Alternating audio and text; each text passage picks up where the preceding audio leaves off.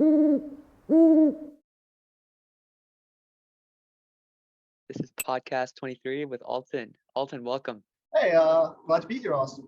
Yeah, so I found it kind of funny how we ran into each other because I know you from high school, Yeah, and as I think it's a very common experience. A lot of people fall out of touch, once we go to college, life goes on. And but we ran into each other because I was taking a walk, and then I think you were driving by, and we were just like, oh, whoa, we're both in Berkeley Heights. yeah, So I guess we could get into a deeper conversation, whether chance or fate that brought us together again. But yeah, any thoughts on that? yeah. No, I mean it was kind of crazy. I mean, we live in the same town, so I guess we might have been bound to run into each other at a certain point. Mm, But I guess you could call it chance or fate or serendipity. I'm not sure that necessarily I believe in fate necessarily, mm, but I think that when it comes to just random chance encounters like that, there's a certain randomness in the universe that you're going to get these chance encounters. And I think it's more about being able to seize on the opportunities that you don't necessarily expect are going to come your way. right. Now, I feel that in New Jersey, everyone's in their own houses versus like New York City, if you go out, you're gonna bump into people, right? You could be at home all day in New Jersey. I Yeah. know you went to school down in North Carolina. So is there a different like feeling there socially? Like are people more social there, nicer? I've heard people are nicer in the South, but I don't know if that's true or not. I think people are more patient. I think we come from a place where people are very aggressive. And one of the things I had to learn was I think a lot of times in order to get into a conversation, especially when I was younger and at home, I'll interrupt people a lot. And I had to learn like people down there, they just talk slower. They take everything slower. They're a little bit more polite. So I had to like constantly like force myself, I think, and be more cognizant of that. I was interrupting people when I was talking to them because that's kind of how I'm used to having to get a word in edgewise.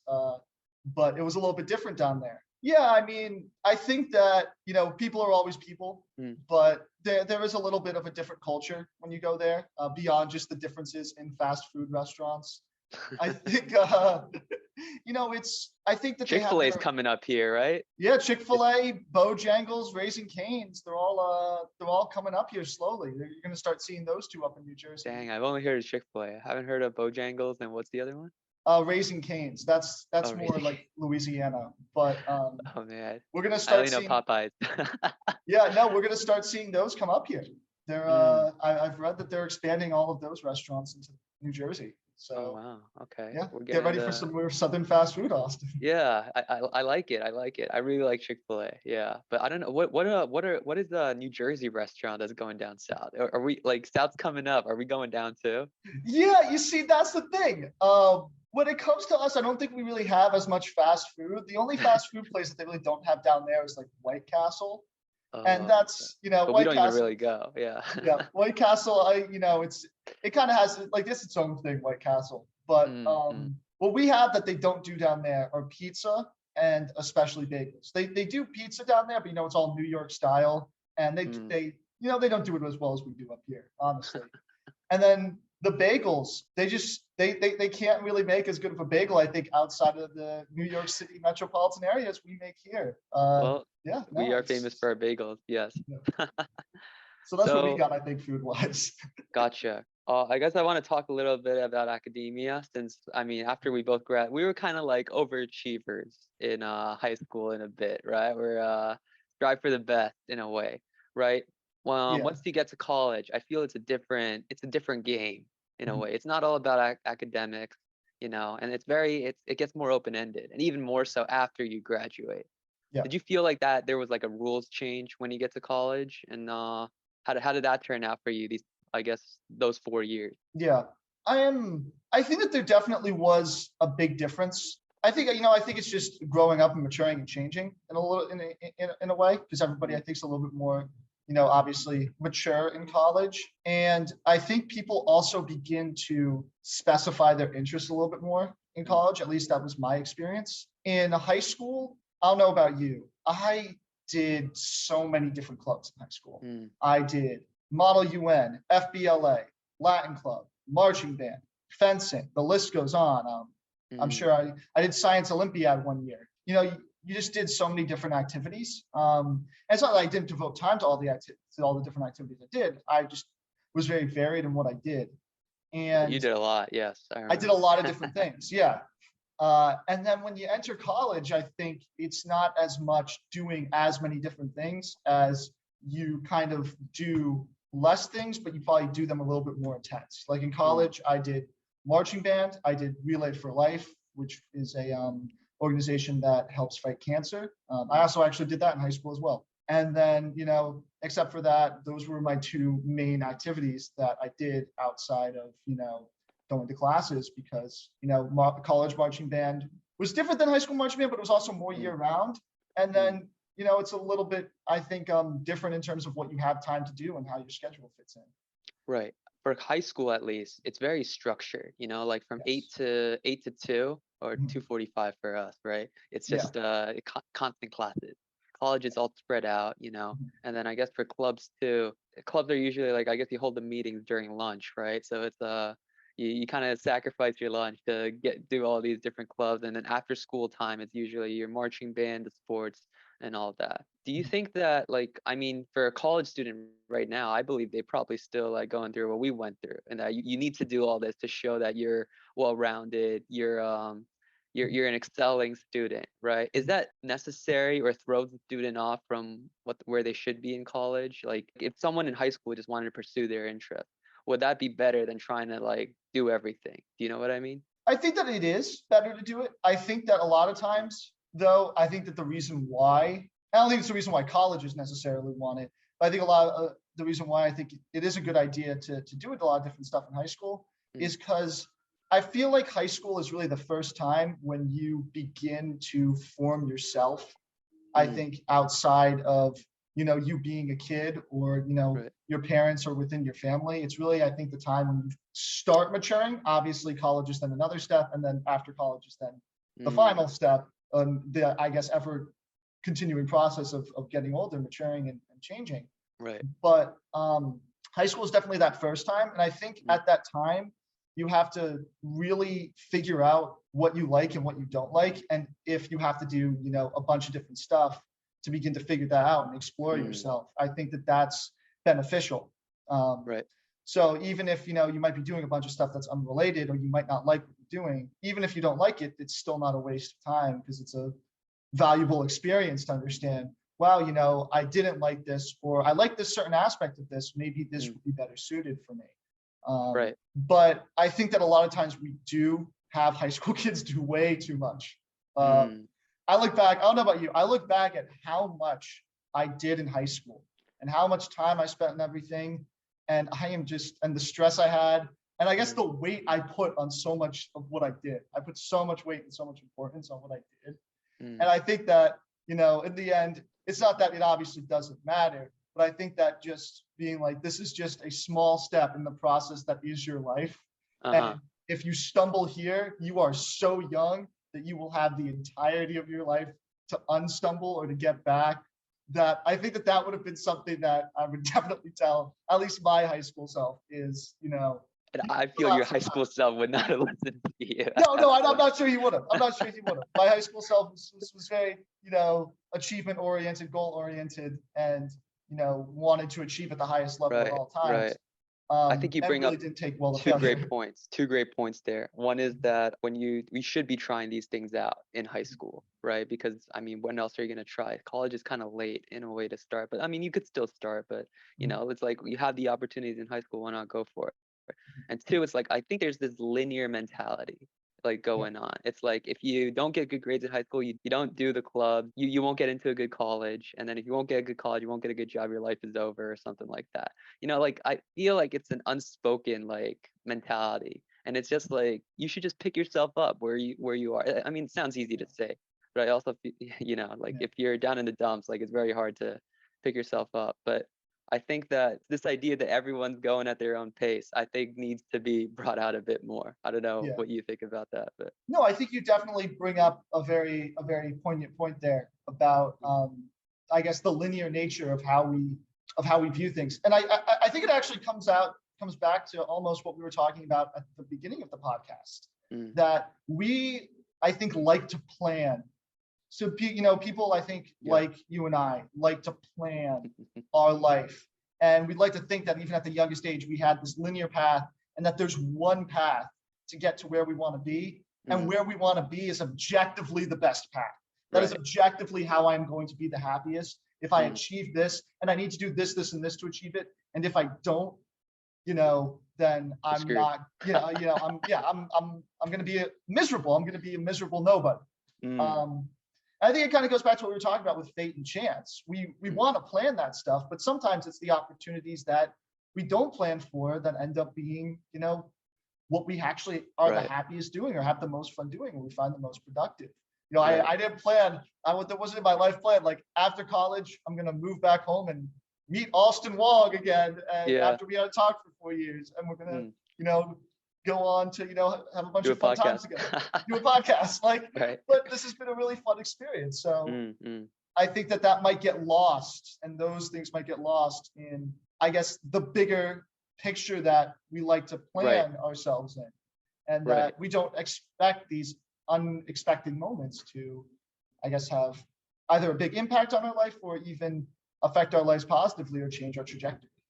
Yeah, I agree with you on that. On one of the things I heard you were doing is you're coaching fencing, and Mhm. so that's one of the things you did in high school. Not coaching, but you were on the fencing team, Yep. right? How does it feel being on the other side? And sports is one of those things where like, you were saying that you should kind of use these clubs in high school to kind of figure out what you want to do. You know what I mean? But fencing, it's like if you do a sport, right? Not many people go into like professional, like Olympics or I don't know, like professional stuff. What is Yeah. it with what benefit do you think there is to doing sports then, if it's not for like a career or what is the benefit behind it? To I guess talk first about the benefit of sport. I think that at least how I've approached, you know, I guess coaching different Mm, people in sports is that, the athletic side of it, I think is something that you can take with your entire life, staying in shape, being fit, keeping discipline. yourself on a schedule, discipline, exactly, Mm, and working towards a goal. I think that that's something that you can take in it. And mm, I think that within sports and within competition in general, there is an element of problem solving, of teamwork. There are elements of leadership, mm, thinking in the moment, making split second decisions, whether it mm, be, on the court or on the fencing strip or whatever, making those split second decisions. And I think that those are life lessons that sports, I think, teaches very well. mm, And I think that there are other, obviously I'm not saying everybody has to do, sports or, mm, it's the only way to do this. mm, But I think that the benefit is the larger life lessons, analysis skills, and I guess decision making and teamwork that it has. Um, I think that, it creates a sense of camaraderie that mm, is hard to create in a lot of other environments. I think that it was right. created, you and I did Boy Scouts. I think that Boy Scouts also created that for us. That's right. But yeah, I think that it's in a unique position to do that. And I would say those are what I would at least consider the main benefits of sports to somebody who isn't, a top tier elite athlete, like an average, Right. like you and I, an average Joe guy who's Average never going to, we're never going to be elite athletes at anything, but play for we fun. still, yeah, but we Yeah. can still exactly have fun and Mm, take those lessons from sports. right. Speaking of sports, how do you Yeah, define it? I remember in high school, you were so proud to wear the varsity jacket for marching yes, band, right? And people yes, threw flack at you for that. I did So, mostly but in marching band actually, but yeah, mostly, mostly for the people marching band. But yeah, I mean, I think we talked about it a little bit. Like marching band, you probably sweat more doing the exercises out in the summer heat, August, mhm, September, out there, doing the drills and exercises, right? Versus like, I don't know, like golf, golf, I mean, yeah, you probably still sweat, you walk, you got to hit the ball. But yeah. like, like there's a rigor to marching band. But I mean, there's a lot of esports coming out, so I don't know. I personally like I don't quite consider them sports, but I'm open to like hearing what other people think and maybe get convinced. So what's your how do you define a sport? I think that that's an extremely tough question, and I think everybody defines it differently. I was talking with somebody yesterday, and actually on this topic, and they said Well, what I think the definition of a sport is it needs to be competitive, Mm, and you need to have a physical aspect to it, mm, and this is probably the most controversial thing they said, and you need to be directly facing your opponent. Your opponent directly needs to be able to control your outcome. So in an instance like that, something like gymnastics wouldn't be a sport because you're not going directly head to head with your opponent in that, and by their definition. mm, So I think a lot of people define sports in a very different way. mm, I think it's really tough to come up with a set of criteria and say mm, this is a sport and only this is a sport. mm, In the end, I think that a sport is something that is in the eye of a beholder to consider, mm. and it's something that's constantly changing.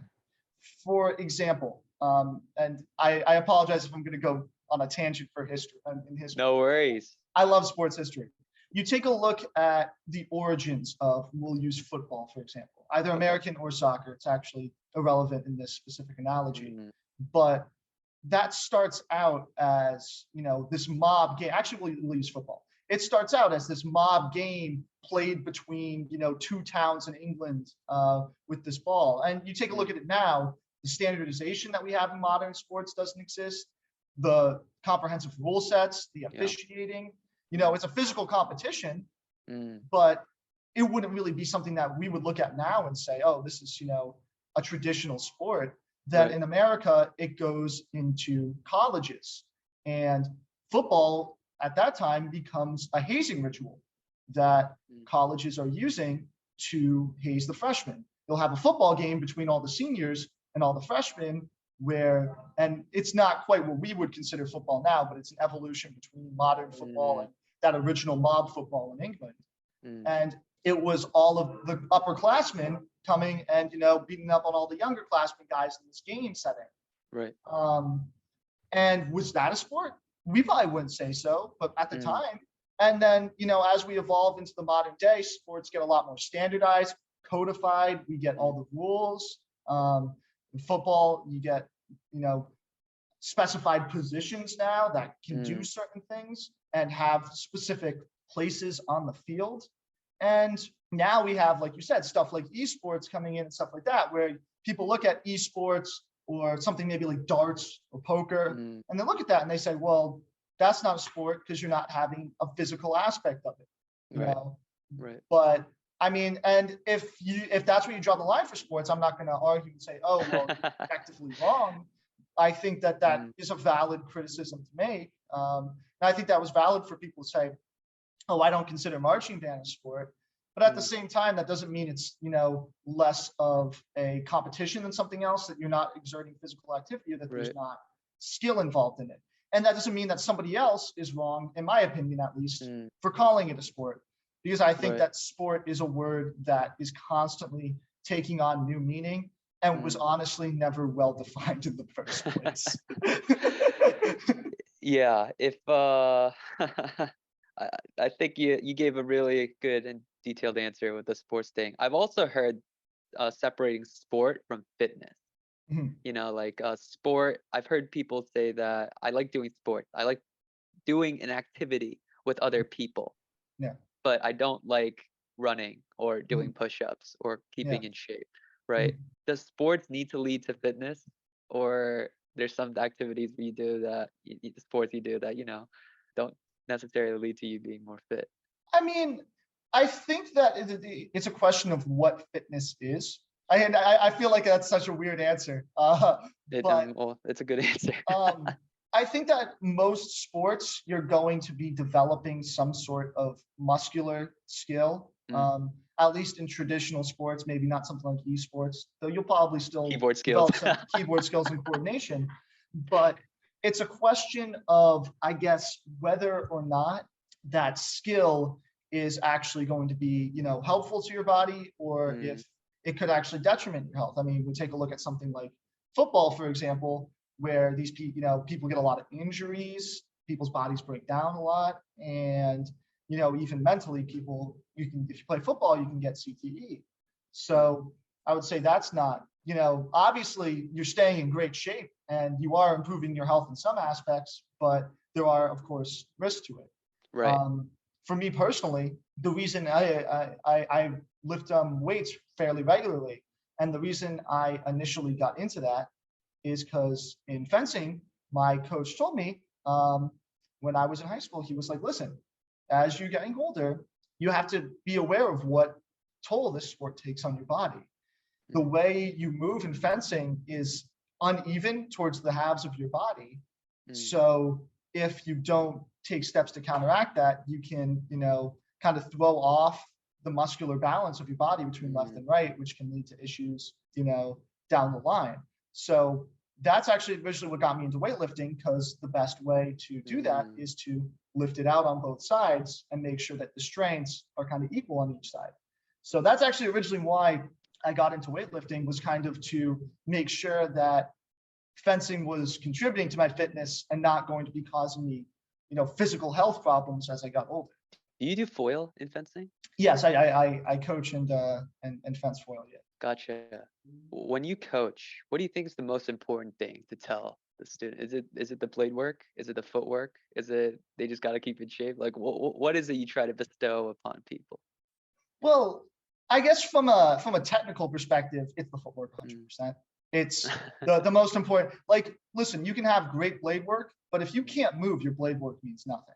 Mm, If you can't move around, if you can't keep distance properly, which is the most important thing in fencing, is controlling the distance. If you can't do that, you can have the best blade work in the world and it will mean nothing. Because most blade work is accompanied by footwork, at least at a fundamental level. There's some more intricate stuff that is mostly blade work. But mm. so it's all footwork. The blade work is what everybody loves. I mean, Yeah, that's the fun thing, that's the flashy thing. That's, yeah, it's like the fun, that's what lightsabers, everybody you loves. know? Yeah, exactly. It's the thing that looks cool, Right. but the footwork, and I think that that's the same in a lot of different sports. It's the Mm, stuff that isn't flashy that makes you great at it. And I think that's another life, when we talk about life lessons you can get from sports. I think yes, that's another life lesson, that it's right. not necessarily the flashy things that everybody sees up front and what everybody's paying attention to that's going to Right. make you the best. It's the little things. It's the working on the Mm, footwork mm, that might not be as flashy, that is going to be what sets you apart from other people. mm. Right. It's interesting because on this topic of fitness and sport, you got into this weightlifting practice through sport. Mhm. Now it's taken off to a different level, right? Or it's become part of lifestyle. Would you consider lifting actually a sport, or what do you think about that? I mean, it can be, Mm, if you're somebody who's competing in powerlifting competitions, which there are actually a few people from our high school I know who do different powerlifting, or even bodybuilding competitions, which, mm, some people do. I'd say that's kind of sportifying it because you're adding competition to it. That's right. not how I like to go about it. I actually like to view weightlifting on a completely opposite side of, the only person who I am competing with is myself yesterday. Mm, It's I view weightlifting 100% as, for me, a self-improvement tool of, I can do this thing consistently to make myself stronger, make myself better, health wise. And if I do that and if I stick with it consistently, then I will see results on myself. And it doesn't matter, for example, I lift with this guy who can bench easily, probably 300 pounds. oof. Uh, I can't do that. He Mm, benches 225 pounds for 15 grams. In fact, he probably has even gone up since then, since I last lifted with him. But I mm, can't do that. I'll never hit his numbers in the gym. I'll never compete against him. I'll never be able to do that. mm, I couldn't. But that's not really why I'm in there. I'm not in there to right. lift the most weight, because realistically, the way my body's built, like I said, the average Joe Yeah. is never going to be able to lift the most weight. But I think it's a Mm, useful thing to do, because I can lift more weight than I could in high school. And right. I am stronger than I was in high school. And I can do things that I Yeah. couldn't do back in high school or even early college. And I think that that's, worth it. And I think that it also is a big thing for keeping your mental health in check, both Mm, keeping yourself on a schedule mm, and releasing energy on a daily consistent basis, because it makes you just feel so good if to just do physical activity, yeah. whether it be weightlifting, cardio, or sports. It's, Mm, I think it's something that is a great part to include within your that's life that's and good. make time for. Right. Don't compare yourself to others, but how you were yesterday. Not just Yeah. weightlifting, but I guess general life advice too. Now, you said that there's some things you can do now you can't do in high school. Are there some things you could do in high school that you can't do now anymore? Yeah. I think cardio wise, I could run further in high school than I can now. Mm, Because mm, for fencing, I was keeping in better cardio shape than I was previously, right. for or than I am now, just because I don't run as much, or I guess have reason to. Mm, But I mean, I could still run well. I would say that's it. I think also I had a certain will of being able to like do certain things in high school academically that I don't think I could do now. Not necessarily like just in terms of like, oh, like I could do this calculus equation and I just haven't done calculus forever and can't do it mm, now. I'm sure that's true to a certain extent because you remember the information that ends up being relevant to you as you move mm. on. But I think that there's certain things that just, I was able to push myself to a certain point that I don't know if I can't now, but I wouldn't now because I'm not sure it'd be Mm. necessarily healthy or productive. I'll give you this memory I had of you in high school. I keep saying that in our conversations that we're kind of like foils in the approach we take to education. The Yeah, big example I can think of is Dr. Sporofsky's class when we were doing packets together. the You know, packets, for yes. you took a very like, I don't know, efficient business mentality to it. It's like, all right, what do we need to get done? We got to fill this worksheet out, fill this packet out, get it done. I don't have homework. I can do marching band, other activities. Mhm. Piece of cake, right? And just stop trying to think everything through. Just let's just get it done. For me, it was trying to like kind of like, let's slow it down a bit. We can have homework, but it's just trying to understand the concept of it. And I thought about this because sometimes it got us into conflict in that you're constantly trying to speed us up. I'm constantly like slowing us down. So we're kind of like running in two Mhm. different directions. Yes. And I've thought about this over the years. It's like, was Alton right in the end? Because I feel that I mean, in like when you go to college, it's really more individualistic. There's really less group work, right? Or unless you want to do group work. I think it And so I depends didn't on the have major, but yeah. depends, right. But I felt like there's no Alton there anymore to like be that pushbacker. So it's only Austin like being slow. I don't know if you felt that there was no one slowing you down at college and then you speeding it up. But that's kind of what I felt. In those moments, I was like, huh. Maybe in those moments it was a good thing to have Alton, even though like, like Yeah. I did not appreciate it in the moment. It's like, why is he Yeah. just like, I don't know what you think about that. I think this actually almost goes back to our conversation with the differences between when I got to North Carolina and New Jersey. I am a Mm, very task-oriented person, like I've said. When I see yeah, something, I like to get it done, so it's done, and I don't like to think about it. right. That's me. If I have work to do, I like to get it done, and that I like Mm, to be able to like separate my mind. I like to be okay. If I get this done and I can finish this, then yes, I can reward myself and do this later because I right, completed this, and I don't have to right. think about this anymore because I already did it. So, and I think that kind of that idea of like slowing down maybe and not Mm, being as high strung. I think I actually learned that as I got forward. However, I still think I am a very task oriented person. That if you give me mm, something in front of me, it's not saying that I don't want to do it right. I mm, mm. everything I do, I make sure I do it right. That's a huge thing. I won't Oh ever. yeah, I you had don't high like to. standards. Yeah. It I don't. was not sloppy Yeah. work. I can testify to that. But I like to get things done and Mm, then not have to think about them. When I finish something, I like to be done with it. And I like right, to say, I accomplished that. And I don't ever have to mostly worry or stress out about it again. I don't have to right. worry tonight that, oh, my packet's still due. I can't go to bed yet.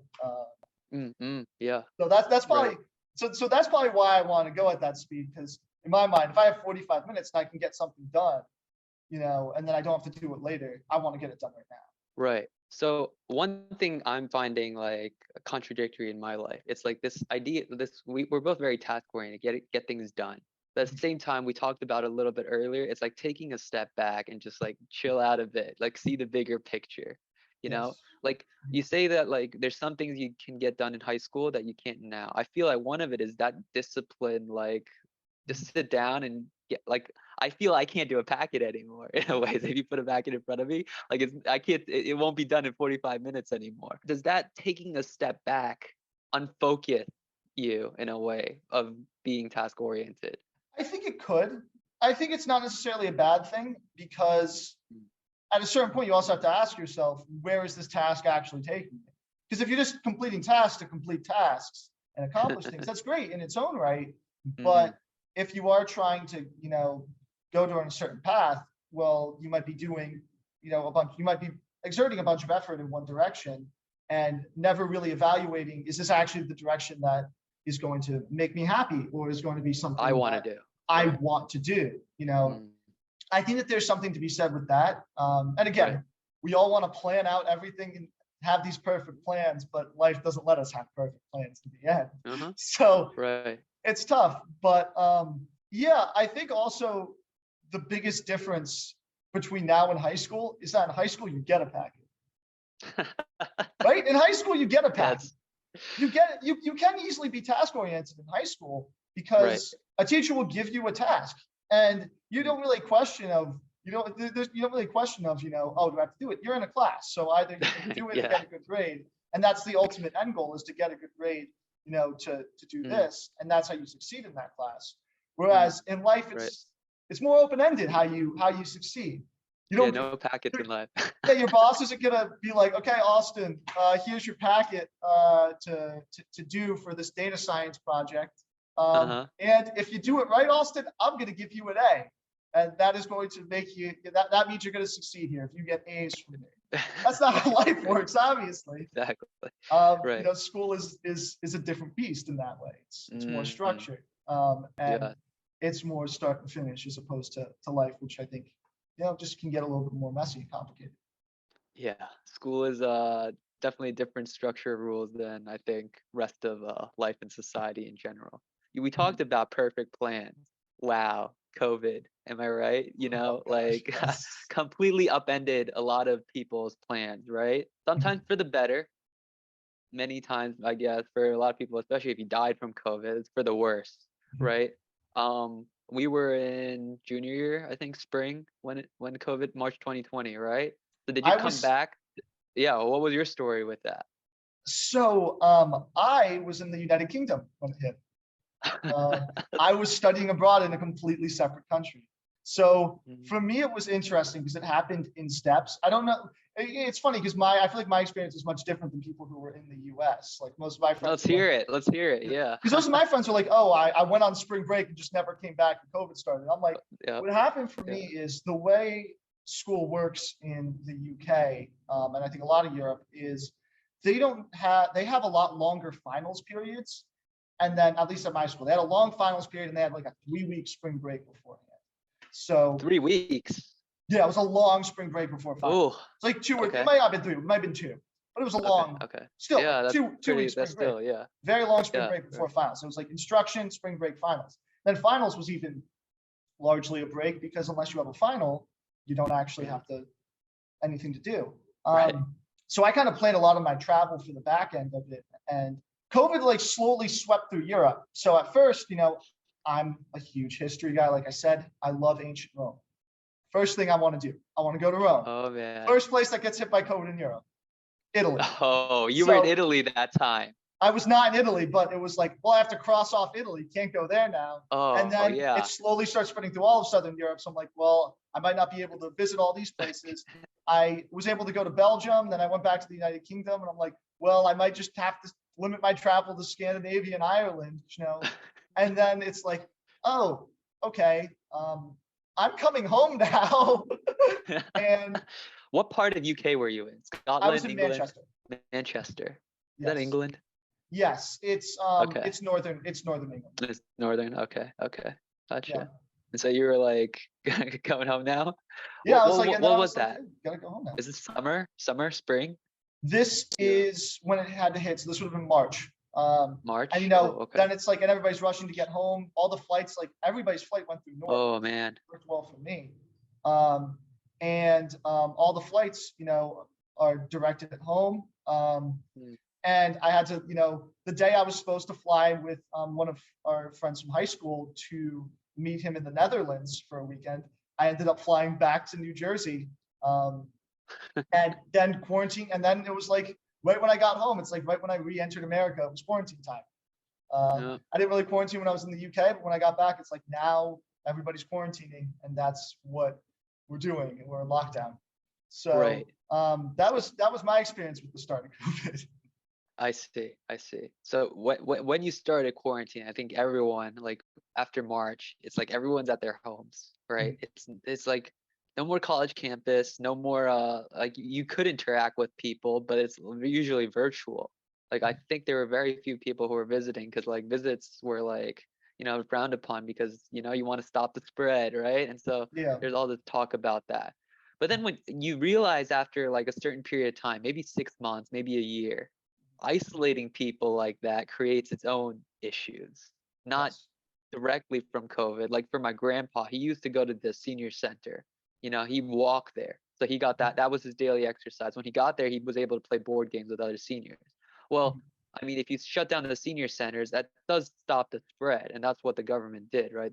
They shut down the senior center because they don't want the elder, especially if the elderly were uh, prone to getting COVID. You don't Yeah. want them to get it. But then he loses the exercise, he loses the mental capacity, and because of that, I think his like physical and mental facilities quickly declined. Is that something among young people you would say a problem you're seeing? I mean, you coach, so you're still interacting with high school students. Do you see like that's like more solitary, or less talkative, or I don't know. What have you observed during this time, of people in general? It's interesting actually when it comes to when it comes to people who are still in high school. Because when I saw it, my first thought was this has to be horrible for them. And I'm sure it This has to was be what? because horrible for them. And I'm sure it Oh, was because in college you have independence, you yeah. can live in a house with all of your friends. At least that's long story actually about my living situation at the beginning of COVID. But I ended up in a house with a bunch of my friends. So at least I still had a social group of different people who I interacted Mm-hmm. with every day, and we at least could have a bubble of all of our friends. But that's not really how it Right. works. You're stuck with your family, which I feel like there's positives and negatives to that. But Mm, what I found, at least when it came to fencing, was when they were able to get back as a team and mm, on a strip, they were so excited just to be with other people yeah. that they were just socializing on a level that at least we didn't even used to. I mean, when we went to not only amongst themselves and in between the team and just the camaraderie and spirit that they had, when we went to larger meets, like districts where you have like 7 or 8 different teams there for the state competitions. Um, these kids were interacting between teams and with each other in a way that we never used to. You never used to like talk Mm. to like people outside of your teams and make connections with people on other teams. You were there with your team. But I think these kids were just so starved for Social interaction interaction. with Yeah. people that it almost made them so zealous that like they were talking to Mm. other people. So I think that there is obviously a ton of negatives that happen, like you talked to, and I think a lot of people's mental conditions and Right. just Plummeted. their social abilities and their sense of loneliness increased. But I think that was a weird positive thing that I saw. So I was like, hey, it's so cool that these kids like are just so we're so starved for interaction, and now Right. that when you finally let them out of their box, they get to Yeah, all they're that just pent so up eager. need for social interaction, you finally like it gets released. Yeah. I think that's a very positive message. And you hear a lot of negatives about the mental health thing like that strain on a lot of people because of COVID and all that. But I think this is the what is it, diamond in the rough? Yeah, Yeah, the silver lining of the the silver glad lining. silver lining. Yeah. Right, right. That from this whole experience, and I think yeah, there is there is opportunity and the ability for them to do things that we didn't even do in a Yeah. way. But the other side, I think we talked sports, scouting, COVID's Yes. impact on scouting. Yeah. Like scouting is all about being in the outdoors. Mhm. Like the fact that you're quarantining at home, how do you do scouting like that? And like Yeah. it's just so foreign to me. And so No, yeah. it's wild. So I think I told you that I've been volunteering as an Mhm. ASM for my troop whenever I can.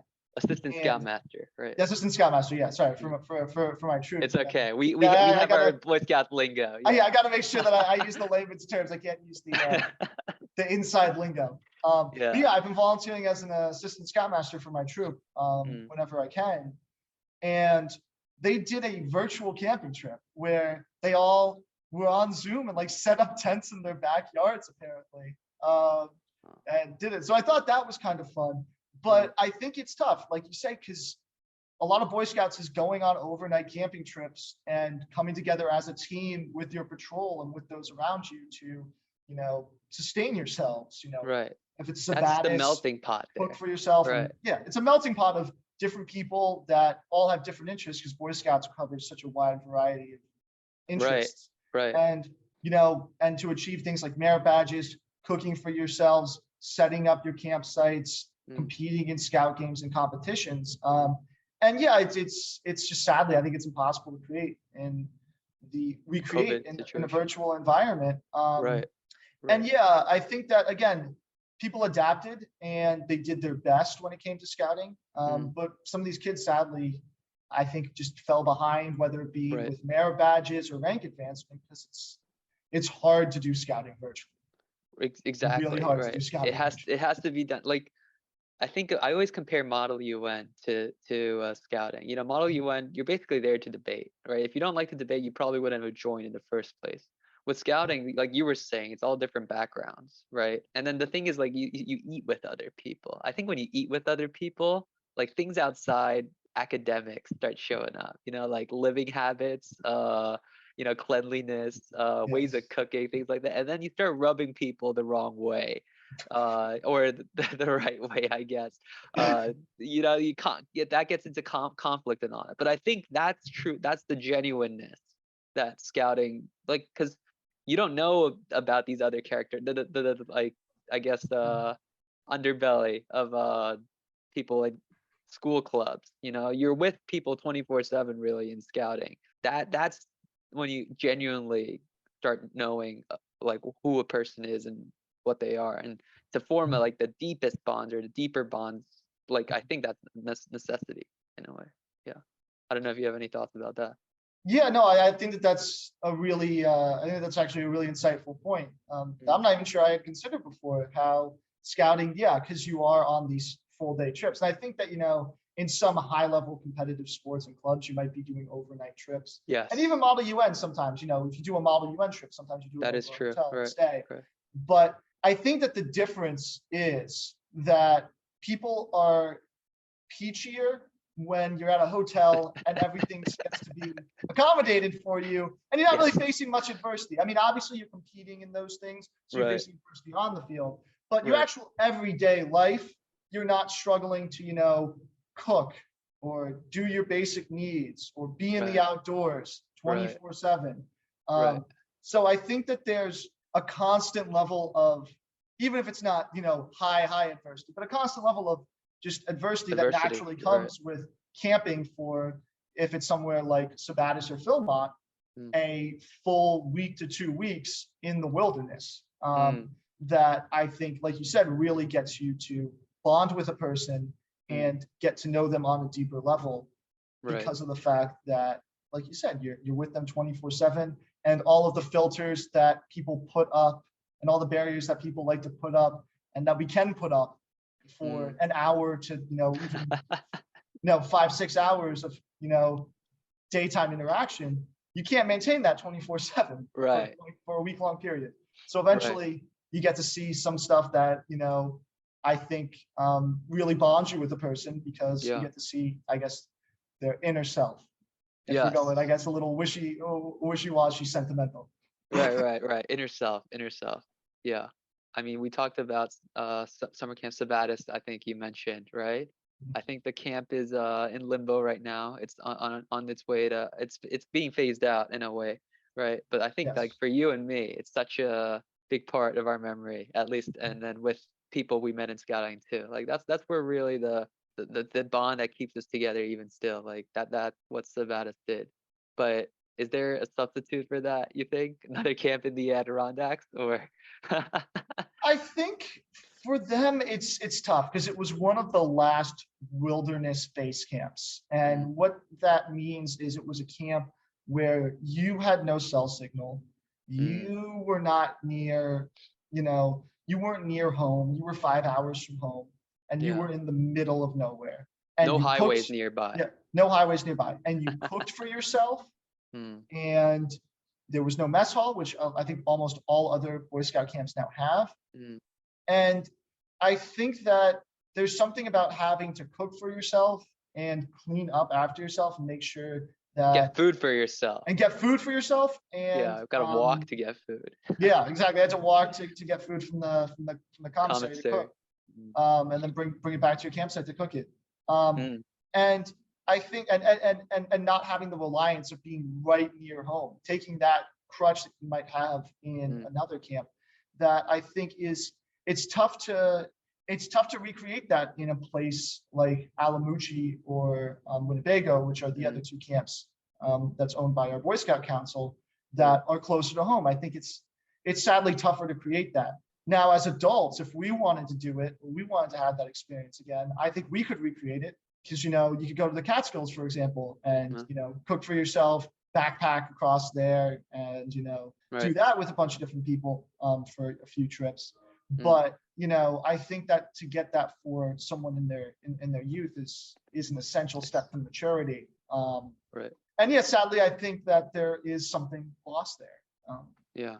Right. just it is. I think it is a little sad. I went to Sabattis for 5 years as a scout and 2 years as Mm, an adult, and seeing not only it for my development, but also for the development of the kids who I was an adult for, who were in 5th and 6th grade, and watched them develop between their first and I went with 2 years for them. Between their first and second year, the amount I had to step in and do stuff was insanely different the second year because they had mm. matured so much by already having done it. And I think that yeah, it's sadly I think it's tough to recreate. I hope and I hope that they can come up with a different program that Right. hopefully will impart a similar challenge to these kids that a traditional base camp might just sadly not. Right. Right. We spoke about this linear path of life or perception that life was linear. I feel like for us right now, we're kind of in a pinball stage where we're Mm. bouncing around trying to figure out what is it that we want motivates us and we would be okay doing for a long period of time. I guess my question is, what motivates you these days? For high school, I guess what motivates me is I got to get to school. For most people, I guess Yes. you got to get to work, right? But for some people, I guess there's something besides work and school or something necessity that drives them to wake up, in the Mm. morning. Is there any motivation besides just going through your day to day that you have right now or you found?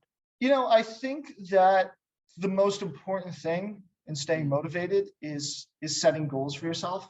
And I mm. think that those goals change over time as you mature. Whether in high school, it might be getting A's and achieving at the highest. Mm, Whereas as you grow up, I think that those goals might lean towards, well, what's going to make me happy in the long term. I think for a lot of people, it's still what's going to make me achieve the highest level in my career.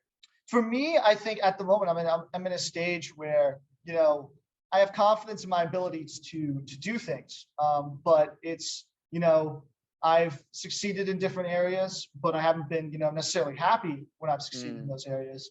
So I think it's being able to find something and being vigilant to see what can I do for 8 to 10 to even 12 hours a day for mm, 5 days a week, and what's going to be something that I can do in that time and still be excited to do it every day. And I think I've slowly been finding different stuff that interests me and appeals to me because in the end, that's kind of what your work life is it's having a task or a job or something that you're going to be doing for long periods of time for your day. So I think it's figuring out in the long term what's that thing going to be.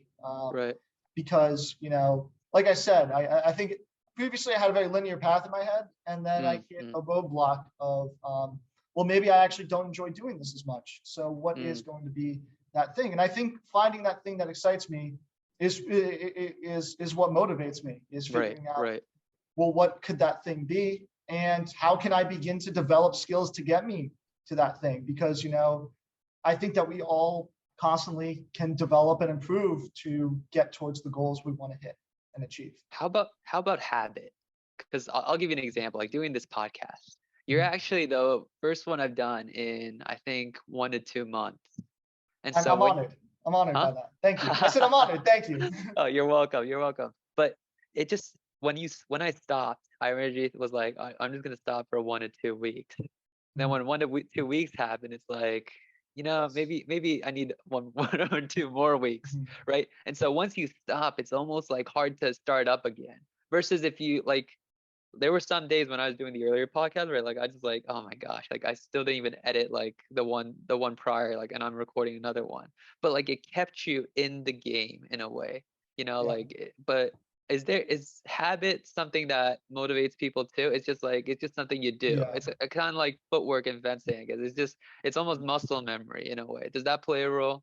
I think it's interesting with the point you bring up because I think it does, and I think it goes into this. I think we talk a lot about burnout, especially Mm, amongst young people, and I think that's a great thing to talk about burnout yeah. because I think it's a serious thing that I'm sure you've experienced burnout at some point as someone like you said who Yeah. was so Right. achievement oriented. I certainly know I have, Mm, yes. and I think that we talk about giving yourself a break, and I think that it's great. But I think that when it comes to habit and what you're saying, I think that we don't talk as much about the other side of, well, you have to be disciplined in how you give yourself a break because you don't want to Mm, break the good habits that are hard to form mm, and that take a lot of time to form and will go away just like that if you don't do them for too long. So right. I think that, like you said, if you tell yourself a break can turn, if you're not careful or disciplined with yourself, a break can turn into, you know, a spiraling of losing confidence and just not achieving your goals and not having the motivation, like you said. So I think that developing habits is so important and something that you need to be cognizant of, I guess, not to let go. Because Mm, once you break your habit and lose that discipline, it just becomes way, I don't know about you, but for me, oh yeah. yes, when I've broken my habits, and I'm breaking some right now, so it's something that Uh-huh. I need to work on personally, Mm, it becomes way too easy to just then, I guess, go in the opposite direction of, yeah. well, if I broke this habit, I can let this thing slip. And if I let this thing slip, this was opposed to if I just do this every day and work on it and build it, then Mm, even if it's not something specific, but it's just something that is going to be something that just gets me energized to start the mm, day, that's going to be important. And let's say it's like I said with weightlifting mm, and physical activity, that you're never going to be able to build significant muscle if you just decide, hey, I'm going to lift for 3 months and I'm going to lift my butt off and then I'm mm, never going to do it again. You'll mm, get results. Don't get me wrong. You'll improve, but the guys who really are gain real strength and mm. have the muscles that everybody likes, and that Long stuff. term. Lift those guys. They do it long term because it's their Mm, habit. mm, Those guys, the ones who are really healthily benefiting from it, mm, who are really seeing improvements. It's got to be part of your habit. It's got to be something right. that you do because you have to constantly do it for it to work, and you have to do it for a long time. Mm, You have to not constantly, consistently. right. But so it's interesting you bring up burnout. I wasn't even thinking about that, but burnout and habit, Mhm. like it's what's the line in a way? Because habit, it's like you do it over and over again, but sometimes it gets you into like the zone. Yes. Not the zone you want to get in, but like it's just tunnel vision. I guess that's a Yeah. better way to put it. You just do it, but then in Yes. doing it, you get burnt out after a certain amount of time. Mhm. How do you like? Is there a warning? Like a rule of thumb or warning signals that should flash when habit enters into burnout? I think that it's different for every single person. I don't know if I could say any warning signs that are general. For me, I think that it's a level of, I guess, anxiety, Mm, or just not being as healthy as you need to be in order to get something done. And like I said, I think it's important to give yourself a break. But I right. think that the most important thing that I'm still trying to learn, and I think we all are as we all try to grow, Mm, constantly, is yeah.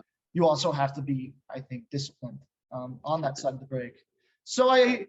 I think it's interesting. I think that when it comes to burnout, if you're neglecting every other part of your life, I guess, for Mm, something, then you should probably at least take a step back mm, and reevaluate it. mm, But, don't always think that running in the opposite direction or quitting something cold turkey is going to be, I guess, the ultimate end all savior. right. I like that answer. Yes. It's going to be the savior. I think that generally I'm always a fan of not radical changes, but small changes that move towards a way to, that move towards improvement. Stuff doesn't, I think we all like to think that radical changes are the way to achieve things. Mm, And that might be true for like 0.1% of people, that mm, they can radically change their lives and do it. But for the vast, vast majority of us, when it comes to improvement, it's about making small changes in the right direction. And then you look back, 4 or 5 years, for example, you look back to yourself in high school and you think, mm, I made all of these small changes and I'm a radically different person now. right, So right. radical change doesn't happen through radical change. Radical Mm, change happens through small change. I feel right. like I got a little bit off topic. I'm sorry. I went on a tangent there. No, I like that. The idea of change. There's a lot of talk about change these days in our society. Incremental versus radical. Yeah. Do we Yeah. do a revolution or a reform? Right. That's the Yeah. big history thing. I'm sure. Yes. Yeah. We enjoyed. Did you take AP Euro with Ms. Leahy? Oh, yes, of You course. did. You did. So Yes. yeah, we got it. We got into I think freedom fighter versus terrorist. Right. Those historical Yeah. arguments. Yeah. Yeah. It was a fun time. Fun time. One of the things I ask everyone, and this, I guess this, someone could make a running thread on this, just take parts of my videos and do it, is purpose of life, right? I usually ask people what's the purpose of life, but I think we kind of talked a little about, like, I heard like parts of what you were saying, like setting goals. I think Yeah. Sarah mentioned that as part of purpose of life. So I don't know, when you hear purpose of life, what do you think about that? Or you think there is something out there, discovered, invented? Take it wherever you want.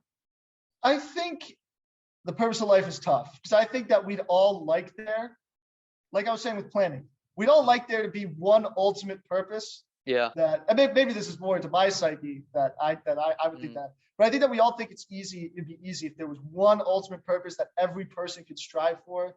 And if I did that, I'd be a successful person. Life Right. well lived, successful human being, good job, let's go, high Mm. five. Right. I think it's a little bit tougher than that. I don't think that there's a grand purpose to life necessarily. Mm. I think that everybody needs to figure out what their purpose is going to be and work toward it. And I think that purpose might be an ever changing thing. You Mm. know, when we were in high school, what drove us and what we wanted out of life and what we thought our purpose was, I think changes to what it is now that we're both in our early 20s. Mm. Um, so I guess the purpose of life, and this sadly might be a non-answer as my answer, is Mm. whatever you want it to be and whatever you make it. And I think that makes it really, really hard. I think Mm. that's the hardest answer because that means that it's now on me. It's radical freedom almost. Yeah. I am free to do whatever I want, but now you're on the burden of, well, you're free to do whatever you want. Mm. It's on you to figure out what you want your purpose of life to be, Right. what you want it. For me, at the moment, I think it's finding something that's going to, in the long term, make me happy and I guess allow me to move into the kind of life that I could envision myself in, where Mm. I have a family and Mm. I'm doing something that I enjoy with my life and I'm a useful member of my community. Mm. Like I Mm. said, I volunteer. I've mentioned I volunteer Right. at different things, and I'm a useful and active member of my community. That's what I've chosen at the moment to be Mm. my purpose. That's what I Mm. want. I want to be Mm. an active member of my community, and I want to, do something that I, am passionate about, even more than Mm. just enjoy. Because you're not going to enjoy what you do 100% of the time, but I'm Right. passionate about, and then and be able to do that. But that was my purpose. I don't think that that's Mm. what everybody's purpose Right. should be. You Right. know, I think at the end of the day, your purpose, I guess, should just be what you Make determine it it to be. right. Yeah. Rick always said it's what you make of it. It's what you make it. It is. Life is what you make of it. Like we said before, chance opportunities are what you make of it. Sports are what you make of it. Everything we've Mhm. talked about. You That's can what you choose make to of it. make it good, or you can choose to not make it good. It's up to you. It's almost like I'm talking to a different Alton than high school Alton. The Alton I remember. I don't think high school Alton would have given me these answers, but it's quite interesting. Yeah. That is a lot for me to digest and think about Yeah. because each person does give me quite a different answer. I've heard variations of this. It's what you make of it, and Mhm. so I think that's a very common point. But I guess like I need to increase my sample in a way. I've mostly surveyed like people my age, friends I know. I Yes. wonder if I start talking to the adults in my life, whether that Mhm. will change. Like they think Yeah. there's a concrete purpose out there. Yeah. Yeah, yeah, And I mean, it might. It also be interesting, if you talk to people who are way younger than us. I wonder, yeah. somebody, for example, who went through COVID in, a very, you know, important formational time in their youth, if that would possibly change their answers. Yeah, I gotta get their parents to sign waivers, Yeah, yeah, 18, yeah. No, yeah, obviously, to come obviously online. that. That's why I haven't got young people on yet. But Yeah, I know a couple who want to come on. But mhm. yeah, it's a bit more messy. Yeah. I mean, yeah, because obviously, yeah, you got to always be careful when it comes to that. Yeah, yeah. But I am interested in getting more and more perspectives as we do this. Well, it's about time. So Mhm. thanks for coming on, and Thank you so much for having me. yeah, I hope to do this again with you. Maybe another topic. We go deeper. Maybe some controversial stuff, or Ooh, or not controversial stuff. controversial stuff. Maybe next podcast. But each podcast I do. Like I guess you're 23 or something. Yeah, We do a 23. 23.1, 23.2, and we just keep going. It's like our own Yeah, thing yeah, with each number. Yeah, yeah, as I do more people, but also with each person, I also want to get to know them more and more. You know, yeah. who is Alden? Yeah. Who is Alton? I Yeah, don't know. But according to you, a radically different person than high school yeah, Alton. yeah. So we might need to talk more about that next time. But thank you, Alton, for coming on. Thank you so much for having me again. I really enjoyed this. Like, thanks a lot. This Yeah, this was really enjoyable to me. awesome. All right, Byron.